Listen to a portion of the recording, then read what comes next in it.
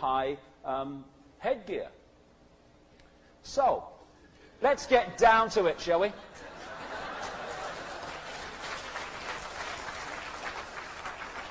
Let's get down to it. So I then started thinking, okay, extraterrestrials, gods, interbreeding, bloodlines. And I wasn't really thinking, what did they look like? Because obviously your initial thought is, well, they must have looked like us then. And then I started on about 18 months ago, an amazing series of coincidences all over the world. People were coming up to me and telling me how they had seen people, overwhelmingly in positions of power, though not always, turn in front of their eyes into a reptilian humanoid figure and then go back again. And of course you hear one and you think, ooh. And you hear two and you think, oh my God, back burner. You hear 3, you hear 4, you hear 5, you hear 6 in different countries. 7, 8, 10, 20, 30. On my website, davidicke.com, there's 3,000 web pages now, and there's a whole area called the Reptilian Archive where people put their ancient and modern knowledge, research, and experiences, if you want to see how much there is to support some of this stuff. And so the story went that in 15 days, in one period, I met 12 separate people in 12 separate places who told me of this experience. Now, they were from many, many different walks of life. And I'm thinking, ooh, on the back burner, but I'll watch for this. This is strange. I then go to England, and I meet someone who I was due to meet to tell me about satanic ritual, which is fundamentally connected to this, as you'll see this afternoon. She was the wife of the head keeper of a place called Burnham Beeches, which is owned by the City of London, which is the epicenter of operational Illuminati control.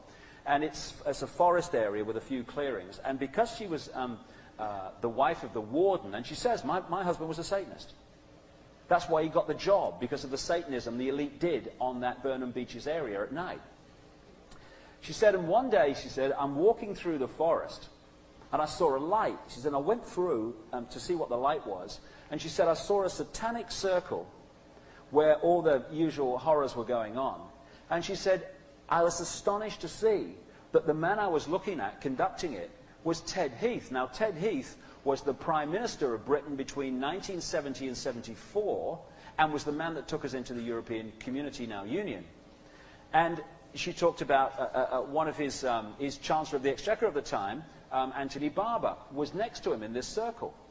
And she explained what happened and all that stuff. And so I'm thinking, wow, this is amazing stuff. Anyway, we talk about it. And then I'm just finishing the conversation. I'm putting my cup of tea down. Thank you very much. I've just come back from America in this experience of 15 days. And I just threw away a line at her. I said, do you know, it's a bloody strange experience. I keep meeting people that have seen people turn into reptiles. And I turned to go. And I heard this, like that. I turned around. She's on a bloody seizure. She said, oh, my God. She said, I thought it was only me. She said, oh, my God, I wasn't going to tell you that bit. And she explains how she saw this guy, Ted Heath, during this circle, turn, shapeshift into a reptilian humanoid figure. And she said, you know the thing that fazed me most? No one else in the circle seemed at all bothered, as if it was the most natural thing in the world. I then get invited to go to the House of Lords to meet some lords, to talk about the conspiracy, which they know is going on. They just want to talk to me about it. And there was a woman there, and she was saying some very interesting things about Diana, you know, Diana, Princess of Wales and stuff, Princess of Wales. And after the meeting, I said to her, hey, I want to talk to you. We've got to talk. She says, we have. I said, how do you know this about Diana? She says, well, my closest friend was Diana's closest confidant for 9 years. She says, I think I can get her to talk to you. So we talked. I talked with this lady. I didn't go to see this confidant of Diana to talk about shape-shifting reptiles. I'm hoping this thing might go out of my life and just kind of, you know, be a strange phase. Because, I mean, do I want to stand up and say about reptiles? Well, I don't really bother, but I'd rather not. Anyway, we're talking, and she's telling me about the horrific things that happened to Diana in relation to the Windsors, and how the Windsors take people out and stuff like that. Anyway, he then says to me, do you know what Diana's nickname for the Windsors was? I said, no, go on. She said, the reptiles and the lizards. And she said, Diana used to say to me, in all seriousness, they're not human. And she said, you know the Windsors are a reptilian bloodline. And I'm thinking, not a friggin' another.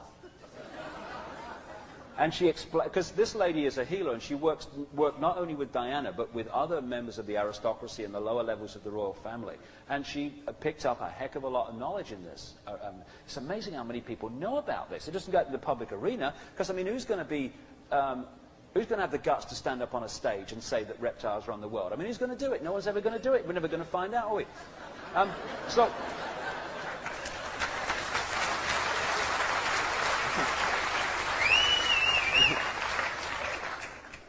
So this went on and on and on. If you look in the Reptilian archive of my website, you'll see just the constantly added stuff. The number of people that have had this experience blows me away. And the name that comes up more than any other, George Bush. There's a book by a lady called Kathy O'Brien, and she sees this as a holographic image. But when you put it together with all the other evidence, maybe there's another explanation here. She wrote this book in the early 1990s, before I was into any of this stuff. And when this started coming into my life, I thought, hold on a minute. I'm sure I read something about reptiles in that book. So I'm flicking through it, feeling a right prat, looking for reptiles in the index. There it was, about 4 references. And she talked about how George Bush had told her that they were an extraterrestrial race that had taken over the planet. No one knew it because they looked human. And how he turned into a reptile in front of her. Now, of course, understandably, in these mind control projects, you think, oh, well, you know, it's a holographic image. It can't be actually literally true. But when you get this other stuff, suddenly it takes on a different light. She also talked about being with a guy called Miguel de la Madrid, who was president of Mexico during the Bush years.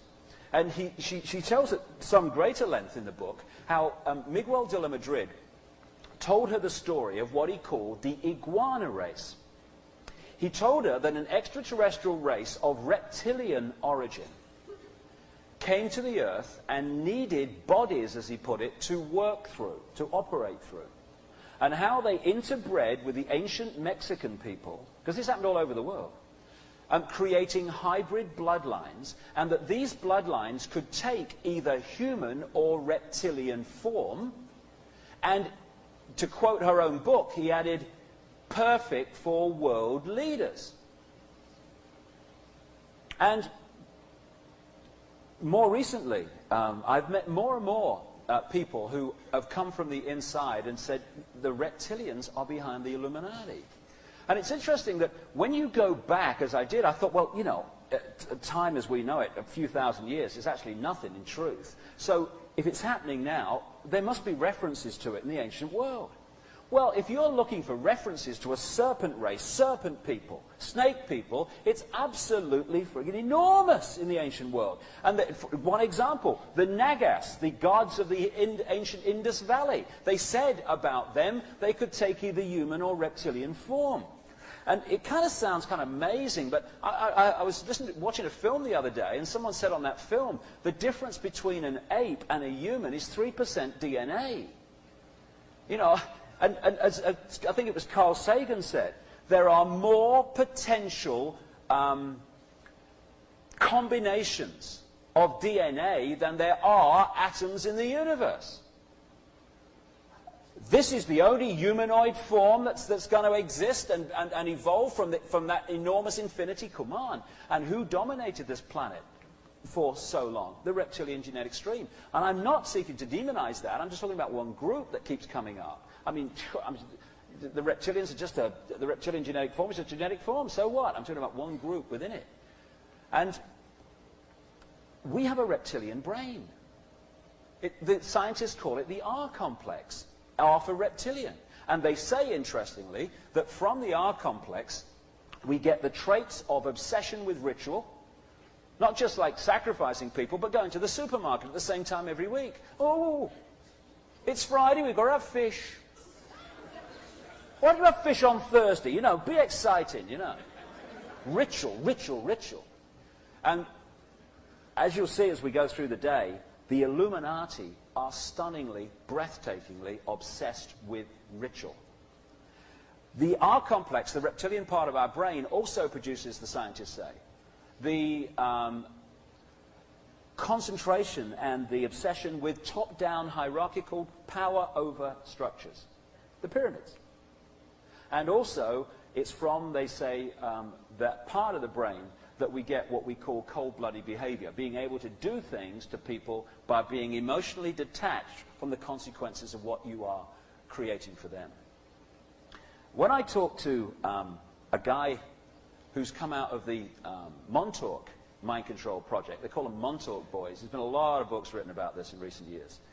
He talked to me about this reptilian thing recently. And he makes speeches and does talks at conferences about DNA now. And I don't know, I'm not an expert on DNA. I'll just give this for information, make of it what you will. What he says happened, and is happening, is that this fusion of mammal genes with the reptilian genes, the hybrid, created a situation in which they could open reptilian DNA codes, close them, open mammal DNA codes, and close them. And they could switch between the two. What he's saying is that the DNA has open codes, which manifest as a physical expression, characteristic, and they have closed codes, which are dormant. And if these dormant codes open, or these other codes open, then they manifest a different characteristic. I didn't know this. But you know, there are still people on this planet being born with tails. They call them in the trade causal appendages. When it happens in the Western world, they just whip them off and sort it, you know, when they're babies. But in the third world, where they don't have that medical expertise, there are still people walking around with tails, because a DNA code that would manifest as that characteristic, which should remain closed in this point of our body's evolution, has in that one person opened, and it's created a characteristic. And he talks about how these particular bloodlines, and there are very few at this level, who can move between the two and open and close codes. And for some reason, drinking human blood, particularly the blood of blonde-haired, blue-eyed people, seems to be very beneficial to holding mammal codes open, so that the reptilian ones don't manifest in the world around us, which will bring us later into why, when you follow these bloodlines from the ancient world to now, the obsession with blood drinking, satanic rituals follows them everywhere. Now, when I started looking at this, I started scanning around, and someone sent me this. This is from a temple in Egypt, an ancient piece of artwork. And what you've got are the ancient Egyptians lining up here to give a gift and offering, sheep and stuff, to their god. And when you get to the end of the line and you see what the god looks like, well, it's kind of very strange. It's not what you think the god would look like. And when I started scanning around, there's not that many absolutely literal depictions of reptilian figures, reptilian gods, but there are some. What Credo Mutwa told me is that the Chitahuri, which incidentally in Black African translates as the children of the serpent, the children of the python, which is what they call these bloodlines. He said because they were reptilian, they said, as I said earlier, never depict us as we really look. So the symbolism of the snake, the symbolism of the serpent became depictions of the gods. But you can find some. This figurine and others of a reptilian humanoid figure with a reptilian kind of baby figure were found in graves in the Ubaid culture, which was in the same area that later became the Sumer culture that I mentioned earlier. China, where a lot of this interbreeding appears to have gone on in the ancient world, of course their whole culture is based on the dragon, which is another symbol, it seems, of these reptilian gods from the ancient world. Now, what I did, when I got some of these people together who had seen this shape-shifting situation, and I said, I got them together with an artist, and I said, depict through this artist what you see when this shape-shifting goes on. Another person who talks about this is a lady who conducted sacrificial rituals for some of these people, including the British royal family. And she confirmed exactly, with indeed more detail, what Diana's confidant was saying about the Windsors shape-shifting in the way that I'm talking about. Now, these nodules on their head are something that come up again and again with such consistency that it's just amazing, and you'll see more confirmation of that in a second. And these are also kind of depictions of what people see when suddenly the mammal, the human form disappears, and suddenly they're looking at something else. Talk about freak you out. In fact, someone was telling me backstage, just before I came on, about a couple of friends of theirs who are like big guys and really grounded and into none of this stuff, who had exactly this experience. Completely freaked them. And that was in Vancouver. Now, when I said to Credo Mutwa, what do this Chitahuri look like? He said, I'll show you, because he's an artist. And we went down this rough track to where he paints, and he said, that's what the Chitahuri look like. In fact, there are many genetic streams, but that's one of them. The eyes are something that constantly get described. The glowing yellow eyes get constantly described by people who see this phenomena. And indeed, when you go back into the ancient world, you see the same depictions.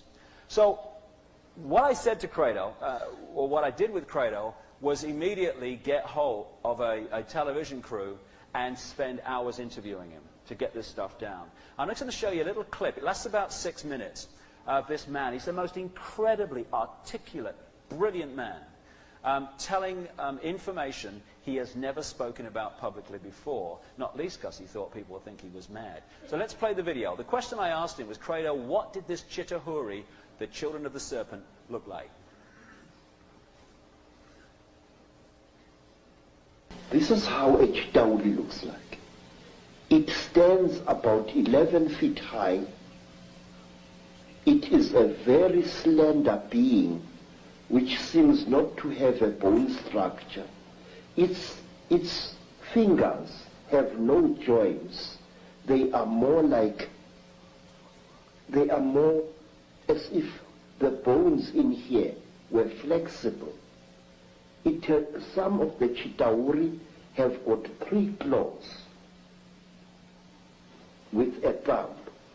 Some have got 6 claws with a thumb. And some of the Chitauris have got horns on their heads. And what surprises me is this. Some film producers, like the producers who make the film Star Wars,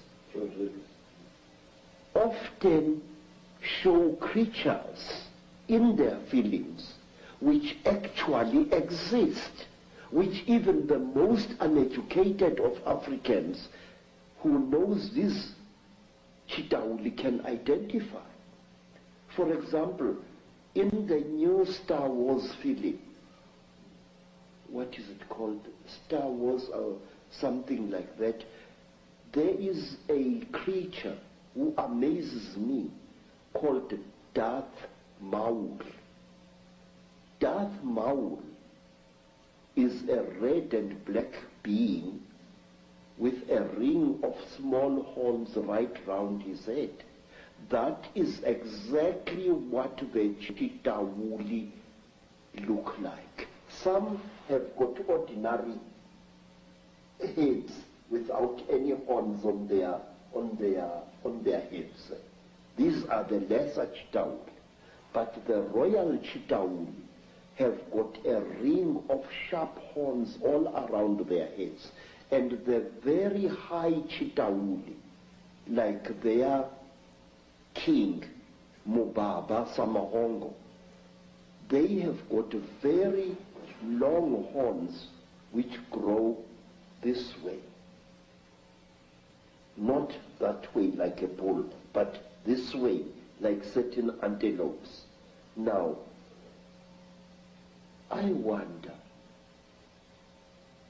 just wonder where these film producers get their information from. And in one strange film, which my student called me to come and watch, was the thing called Stargate 2.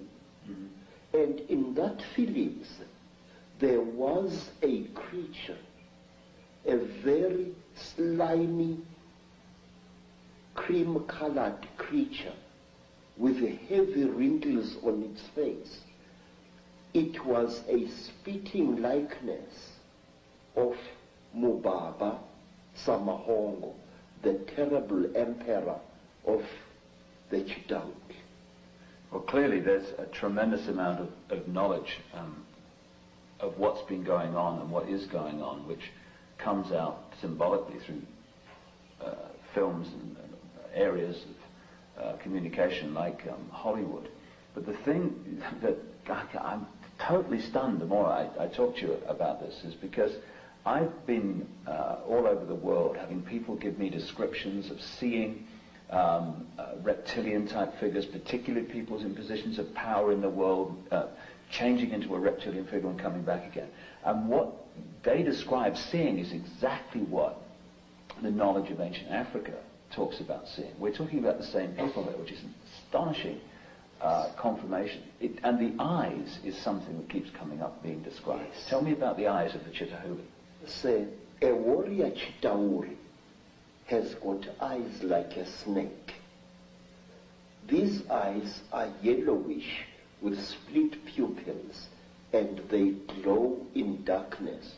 So if a Chitauri, a warrior Chitauri, one of the lesser classes, is hiding in a cave, you can see its eyes burning. But a royal Chitauri has got 3 eyes. It's got the yellow eyes, which glow in a strange, almost ice-like way, like jewels, like certain types of yellow jewel. And then they have got an eye in the center of their foreheads, an eye which doesn't close up down like a normal eye does, but which closes from side to side and which opens this way. Now this eye of the Chitauri is the eye that kills, because it can knock a man down just by the fire, the glare that comes out of it. Is this where the a constant recurring theme of the evil eye comes from? Yes, sir. Yes, sir. In fact, Mr. David, I would like to share a little thing with you. It is this: the best way to protect an evil thing is to deny its existence.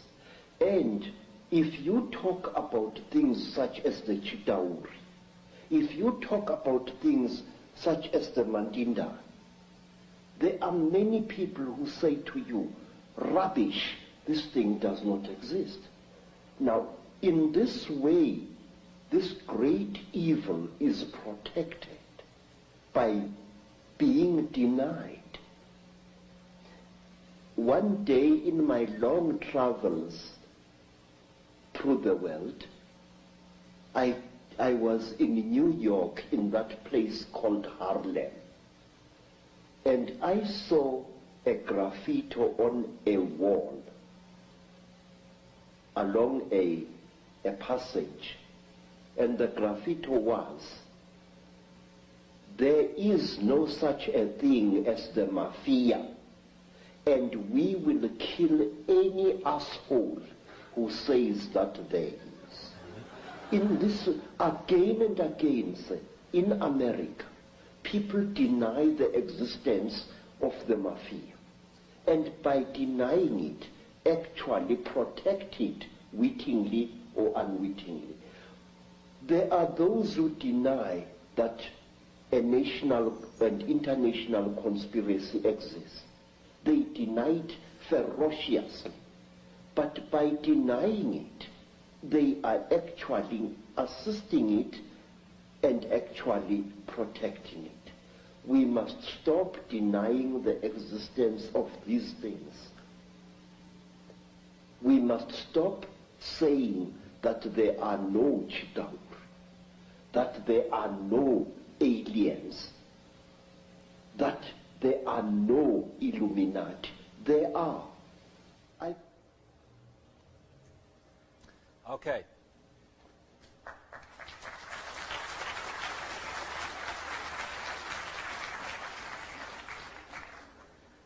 He's an amazing man, and for those who seem to indicate from what they've said about me this week that by definition, if you talk of a global conspiracy, you are a far-right Nazi, maybe those people might ponder on this after hearing those words.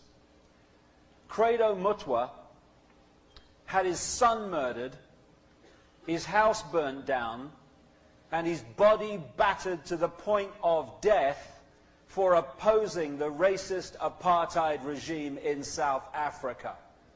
And what those that have their sweeping definitions and their lack of brain cell activity are saying is that he, as you've just heard, must therefore be a far-right, racist Nazi.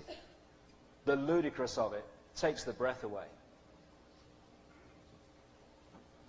Now, one of the other things that people see is this kind of ethereal type, reptilian type figure, which locks in, again it comes up again, into these lower levels, these lower chakras, and almost like, as we've had repeated throughout history, people get possessed by this consciousness and starts taking over their thinking processes. This is an interesting painting where a guy was trying to depict a race trapped in a time-space dimension which they couldn't get out of. And interestingly, he chose reptiles to depict that race. And again, one of the things that comes up is that somehow, at least part of this reptilian situation, is reptilians on another dimension, the fourth dimension, very close to this. And of course, like all dimensions, occupying the same space, like radio frequencies and television frequencies, who are manipulating this dimension by working through physical bodies. And that's an interesting depiction that he made of that. Another thing that comes up is the Draco star constellation, again and again and again. And it's interesting when you see the writers and the artists, how they depict truth in symbolic terms and so-called fictional terms. We have Count Dracula.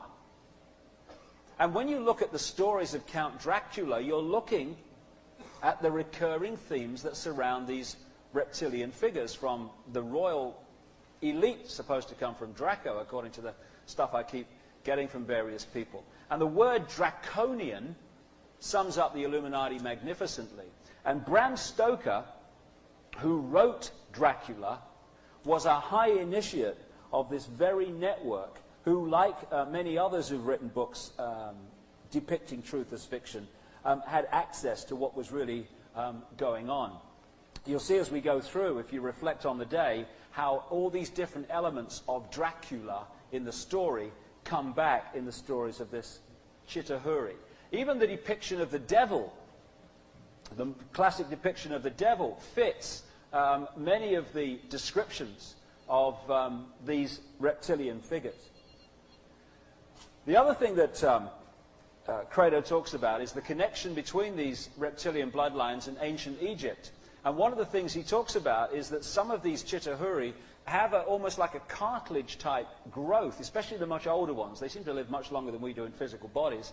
And it grows from the chin and starts to curl under, which is interesting when you see the constant depictions of that in ancient Egypt. And from what people who've taken part in these Illuminati satanic rituals tell me, is that some of the garb they wear sometimes has that on, depicting exactly that, because they're crackers about symbolism.